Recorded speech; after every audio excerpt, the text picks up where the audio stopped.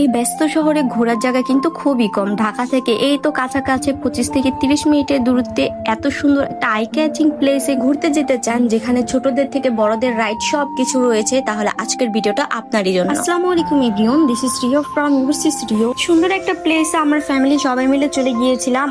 অনেকেই হয়তোবা এই পার্কটা সম্পর্কে জানে না। এটার নাম হচ্ছে মডার্ন গ্রিন সিটি। আর এই গ্রিন সিটি পার্কটার ভিতরে অনেক সুন্দর সুন্দর রাইড রয়েছে, ছোট বড় সবকিছু রয়েছে, ইভেন সুইমিং পুলও রয়েছে।